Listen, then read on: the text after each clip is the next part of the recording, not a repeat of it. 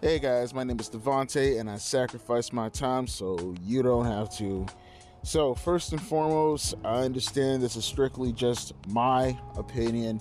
This is not fact. I understand that when I go down in the comment sections, I'm going to get ripped to shreds. I understand I'm going to probably lose a shit ton of subscribers over this because, hey man, one person has their own opinion and people have to get upset about it. It is what it is, man. I say the things that people are afraid to say. What can I say? But I understand at the very least it's videos like this where I have to probably sacrifice a couple of subscribers to get my point across, where I tell you that I really don't give a fuck what anyone says about me or anyone feels about my channel. If you fuck with me, you fuck with me. If an opinion is that much where it gets you that you don't want to fuck with me, then you never were fucking with me to begin with, right? So let's get the pleasantries out of the way first with Bray Wyatt. I personally like Bray Wyatt. His career, in my opinion, and I never had the opportunity to talk about Bray Wyatt because unfortunately that's when I was on my little sabbatical, because my channel got taken away from me, it got deleted, it got blah blah blah, fucking with YouTube, right? And it happened around the time when Bray Wyatt unfortunately passed away. Very young age, 36 years old, man. Not right, man. It's not fair. Sometimes things happen, I don't know, man. Things happen just in God's vision, in God's way, God's plan. And people may not believe in God. That's your prerogative. I mean, I really don't give a fuck either way, whether or not how you feel about God. You know, that's your belief. My belief is Bray is somewhere in heaven, and you know he's living his best otherly life, if you will. I'm not going to get too much into religion, so I won't talk too much about that, but I just think that Bray's in a better place. But in regards to his career, in regards to Bray Wyatt's career, you know what, let me say this first. There are a bunch of rumors that are circulating around that Bray Wyatt is going to headline the 2024 WWE Hall of Fame. Very keen to the late great Eddie Guerrero who also headlined the 2006 Hall of Fame. I remember I tuned into that Hall of Fame ceremony specifically to see what they were going to say about Eddie and how that was going to come across because it was still so fresh. Eddie died in November. The Hall of Fame ceremony happened around, I believe, April, if I'm not mistaken. It was like right before WrestleMania 22. It was on USA. They actually, you know, live streamed it and everything. I remember I was 13 years old. One of the more significant things I was looking forward to watch. But here's the thing. With Eddie Guerrero, we're talking about 2006. So 2005 is when he passed away. Eddie at that point already wrestled for real for about damn near, well, I think maybe 20 years at that point. Maybe like between 18 to 20 years at that point. And the things that he's done for so many promotions, the titles that he's won, the gimmick that he's portrayed, the influence that he actually had in real time. You know, I always disagree with how people overrated Eddie Guerrero when you talk about it from a raking perspective, but the influence that Eddie Guerrero had legitimately had on professional wrestling from his own skills, you can't, that's a Hall of Fame. That's beyond a Hall of Fame. Eddie was certified a Hall of Fame while he was still alive. Again, there's a big difference between saying he's on the level of a Stone Cold Steve Austin or on the same level as a Hulk Hogan versus noticing and observing what he's actually done in his career and putting him in his rightful spot as a legitimate legend. Now, I look at someone like a Bray Wyatt and I ask myself, let me ask you guys this. What is a legend? What is a WWE legend? What is a wrestling legend overall? Are we basing it based off of, say, wrestling preference as far as their actual style. Were they innovative? Were they really, really fun to watch in the ring? What did they do? Like, akin to saying putting Bret Hart or Chris Benoit, for an example, in the Hall of Fame. Is that what Bray Wyatt is? You can attest to Bray Wyatt doing that. Is that what you're trying to say? Huh? Because I don't see that. Again, with all due respect, it's not to say that Bray Wyatt is a bad wrestler, but Hall of Fame worthy based off of his wrestling skills? I don't see that. Are we talking about promos? Because it's not to say that Bray was a bad promo. Breaking gets down when the get down comes to get down. But is he on the level of a Jake Roberts? Would you put him that high up there? Is he on the level of a Dusty Rhodes? Is he on the level of a Roddy Piper? Is he on the level of a Stone Cold Steve Austin or The Rock? Would you put him up there? Honest to God. Or was it just Bray Wyatt working the character, and the character in itself delivered in the promo department? I look at Bray Wyatt and I say that you're good on the microphone, but are you Hall of Fame worthy on the microphone like the people that I just mentioned who could do it in many versatile manners? I'm sorry, I don't see that either. Okay, are we talking about longevity? Is that what makes a Hall of Famer? Just straight up, you've been with the company for a very, very long time? Folks, I'm going to put things into context with how long Bray Wyatt has been with WWE. As far as his Bray Wyatt gimmick is concerned, I'm not talking about Husky Harris or any of that. I'm talking about specifically his Bray Wyatt gimmick. From the point in time when he debuted the Bray Wyatt gimmick at SummerSlam 2013 to his time of death, which is almost exactly 10 years. You do realize that The Undertaker debuted at Survivor Series, and his first run with the Deadman gimmick up until the American Badass gimmick is nearly the same amount of time. Like, never mind Big Evil. We're not talking about him in the hardcore division, or him, making Tommy Dreamer drink his throw up, or him feuding with Brock Lesnar, or him doing all this stuff with John Cena. That extends past the American Badass initial gimmick. No, we're talking about Undertaker coming back at Judgment Day in 2000. That period of time when he debuted at Survivor Series to the time where he first made his appearance as the American Badass is nearly the exact same amount of time as Bray Wyatt's entire gimmick career from 2013 to 2003. That's just to put into context how short of a career Bray Wyatt has. Bray Wyatt's career is 1/3 of Undertaker's entire WWE career. Not his entire wrestling career, Undertaker's WWE career in general. So it can't be longevity also. Folks, I'm gonna be quite frank with you, honest to God. If you're comparing Bray Wyatt to people who are already in the Hall of Fame, then yeah, I guess he does deserve to be in the Hall of Fame, because if these people can be in the Hall of Fame, if a Coco Beware could be in the fucking Hall of Fame, that I guess, yeah, Bray Wyatt has every right to be in the Hall of Fame. And people are going to probably be like, that's disrespectful to compare him to a Coco Beware. Is it really though? Is it really though? I mean, you tell me, maybe I'm looking at this wrong. What was the most meaningful thing Bray Wyatt has done in his WWE career? Again, I'm going to get a lot of hate for this, but we need to flush this out, because this is a person going into the Hall of Fame, and this is one of my biggest problems when it comes to the WWE Hall of Fame. Because you're going to say Coco Beware. I don't think Coco should be in the Hall of Fame. You know what I mean? Like, that should be reserved for actual legends, people who have made an impact on the business, people who are influential overall throughout the course of the business. I don't mean influential where you made people happy. I'm sorry, because people are going to be like, oh, what about people paying tribute to him in AEW? Look, I'm talking about influential in regards to the wrestling business, not influential in regards to how you made an impact on your friend's life. I'm almost certain Bray Wyatt was a wonderful human being. I'm almost certain that Wyndham Rotunda was a great human being. Did you see the pictures of him and his kids? I personally strive to want to be as good of a father as Wyndham was to his children. I'm not taking anything away from Bray Wyatt, Wyndham Rotunda, as a human being. I guarantee you he's a wonderful human being. I'm specifically talking about his wrestling career in correlation with him going into the Hall of Fame. Because it's my overall problem with the WWE Hall of Fame to just put people in there for the sake of putting people in there, or putting people in there for filler, or putting people in there because, hey man, they've been gone from the business for long enough where now it makes sense to put it. That shouldn't be the case. That definitely shouldn't be the case. I need to ask you guys this.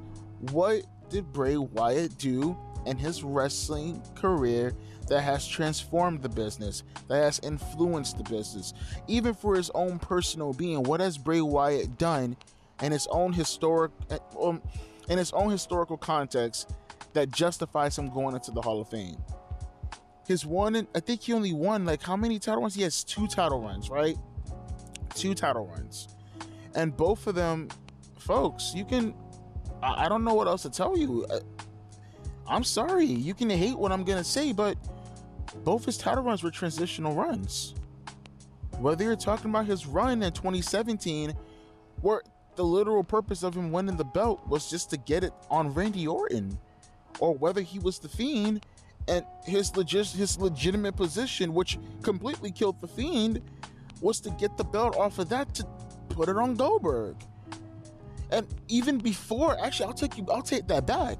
You can make an argument that his transition, as far as getting the belt off of him to go on to Goldberg, wasn't even what initially killed Bray Wyatt as the Fiend gimmick. The Fiend gimmick died months prior to that in the Hell in a Cell match against Seth Rollins. That's one of the worst matches in WWE history. It damn near killed the Hell in a Cell concept. You had people, and I know people are going to probably sit back and have like revisionist history because Bray's no longer with us, but let's keep it 100. People were saying that they wanted the Hell in a Cell to go away for years based off of what Roman and Braun Strowman did.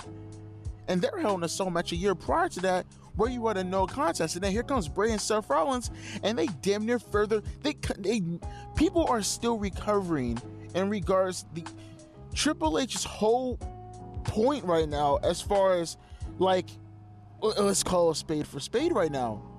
What he's doing right now as far as recovering in the Hell in a Cell is based off of the kind of match concepts that a Bray Wyatt had with a Seth Rollins. He has to go cold turkey on that right now. That's a part of Bray's career. Like the puppet, what do you call it? The Pee Wee Playhouse, the Firefly Funhouse. Now, initially it was a pretty decent concept, but not even a month into it, folks, it jumped the shark. And here's the thing, again, more revisionist history. People want to pretend as if when we talked about Bray Wyatt and all this stuff with the Firefly Funhouse and all this other kind of stuff, that people weren't, and mind you, this was before AEW became the scapegoat. People were calling it cringe. People were saying enough of it. People were saying, let's just keep it to the Fiend. And this is before the whole stuff happened with the Fiend and Goldberg and stuff like that, because my channel's no longer around anymore, but I can attest to this as a person who's seen it in his own comments, in his own comment session. When Bray Wyatt had his match against Braun Strowman at the House of Horrors Extreme Rules match show, in his own comment session, I put over that match, and people were calling me an idiot, and people were saying all these things. Mind you, this is around the time where I'll flat out say it. I don't know if you guys remember this, but I was going, mind you, this was like 3 or 4 years ago, but I was going throughout the WWE comment sessions plugging my channel, and people were coming to my channel to watch my videos from me self-promoting in the comments like it got like a damn bot. This was back in 2020, folks. Don't get your pennies in a bunch. But my point being is, those people came to my channel. These are WWE fans, mind you, and they were saying that my opinion on the main event with Bray and Braun was shit because it was shit. The match itself was shit, and how Bray Wyatt jumped the shark in regards to his gimmick. These are the things that they were saying. Bray Wyatt stuff with Matt Hardy, people said that was shit. Bray Wyatt's matches overall with Randy Orton, people were saying were horrific at WrestleMania. People were calling for Luke Harper to get that chance over what was happening with Bray Wyatt and Randy Orton. You guys remember that? The late Brody Lee. You guys remember that? Don't play stupid.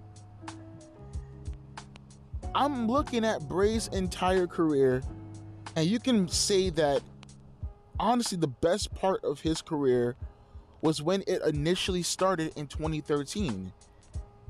But here's the bad part, and this is why I'm questioning overall people's revisionist history when it comes to Bray Wyatt, and I'm trying to figure out, what is a legend? What is a WWE Hall of Famer? Bray Wyatt's best part of his career, his only good part of his career, was when it kicked off in 2013 at SummerSlam, and it pretty much fell off a cliff when he went up against John Cena at WrestleMania 30. Since WrestleMania 30, and there have been times when he tried to rehab himself, especially with the Fiend gimmick, obviously, and who knows what would have happened if he was around long enough post his initial new arc of his gimmick when it was getting to the Uncle Howdy stuff. We'll never know. But minus the initial rehab when we started to see the Fiend stuff, minus the initial rehab when he came back the first time back in 2022, last year, minus those short periods of time, as far as an extended period of his career, the only time where he was actually good, when he was on his game, was SummerSlam to WrestleMania. The only... You guys gonna look at me, you guys gonna say this is fucked up, but you know I'm right. You know I'm right. You know I'm right. I'm not speaking ill of the dead. It's called an observation.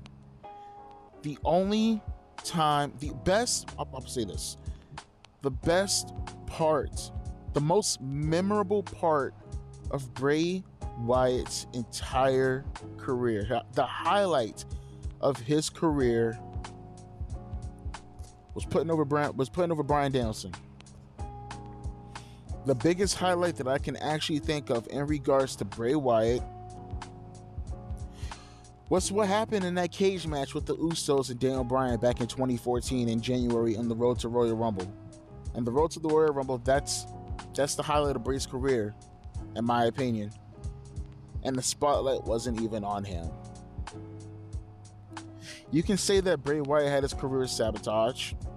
You could say that bad luck pegged his career. You know, I know he was held down at certain times by Creative. Creative absolutely fucked him over big time. You can argue that he had a bunch of financial troubles in 2017 that held him back. Obviously, he wasn't around for a good chunk of, what was it, like 2017 or 2018? I think it was 2018. He wasn't around for like a year before he came back as The Fiend. People forget that. It was a good chunk of the entire 2018 period and the early portions to mid portions of 2019 when Bray wasn't around. Because I heard he was dealing with a bunch of shit in his personal life, in particular with his kids and stuff and his family. And sorting that out because, you know, with his divorce with Samantha and all that stuff, I'm not going to talk about that. That's Bray's personal life. If you want to go look it up, go look it up. That's nothing to do with what I'm talking about right now. My point being is, and it comes down to the conclusion, what is a legend? If your position of what it means to be a legend is just basically emotion, you're literally putting Bray into the Hall of Fame because he's dead. Let's just call a spade a spade. This isn't the Eddie Guerrero situation where Eddie legitimately was one of the best wrestlers of all time. That's legit. On top of being one of the best promos of all time and being versatile in his skills, on top of having one of the better gimmicks, on top of wrestling everywhere and legitimately knowing every style. It's a completely different scenario. Bray never hit the strides even 1/10 what Eddie Guerrero did. Eddie was a living legend. Bray passed on, and I still don't consider him a legend. And maybe my mind's a little bit more clear considering that Bray started, even with the Husky Harris gimmick. I was 18 when Bray started off as Husky Harris. I was already 21. I was like some of you guys' age right now when Bray made his debut at SummerSlam. So my mind's a little bit more clear and adjusted to actually pay attention to Bray's career and observe it from the same perspective as to how I feel right now. Exactly how I think right now, maybe even a little bit more markish I was back when I was 21 years old. I'm 31 right now. I spent a very, very huge chunk of my adult life watching, I mean adult, not 18 to 21 adult, I mean drinking age adult, watching Bray Wyatt's entire career. And I can tell you that if he was still alive right now, and I put up a poll to talk about Bray Wyatt, and I'll end it with this. I'll end it with this, just to put everybody on the same page. If this was July of this year, and I put up a poll, as a matter of fact, I did a video where I talked about the disappointment of Bray Wyatt, and you guys all agreed with me. Remember that video? The video where I had Bray Wyatt? I had two. I had one with the Fiend in the cemetery back in 2021. You guys were like fucking praising the shit out of that video when I called Bray a disappointment, or the Fiend gimmick a disappointment. And then I called Bray a disappointment again. Remember the video I did earlier this year when Bray was swirling down the toilet in that thumbnail? You guys praised that video also. If for anything, you can call me consistent. Whether he's alive or no longer alive, at least you can call me consistent. If I put a poll up in July, I'm willing to bet everything that I love, that if I put up a poll that said, has Bray's career been a disappointment so far? And I put yes or no, I'm willing to bet that 85% of you, maybe even more, but I'll be considerate, 85% of you would have said yes. 15% of you may have said no, but I'm willing to bet my life that 85% of you would have said yes. But because he's no longer with us, I guess we're supposed to rewrite history? Again, I know I'm gonna get a lot of hate for this. I tried to be as considerate as I could. I really did. Even to the point where I'm making it a point where I don't even, maybe I did curse in this video, but I try my very best not to curse in this video, just to be as respectful as I can. If you're comparing it to other people in the Hall of Fame, then yes, Bray deserves to be in the Hall of Fame. If you're taking it at face value and you're trying to take everything into consideration, and honestly, if you're just looking at it from my own personal opinion, I'm sorry, Bray does not deserve to be in the Hall of Fame. Talk about it amongst each other in the comment section. Don't expect me to chime in. As always, my name is Devontae, and I'll be catching you guys later. Deuces, P, Ice.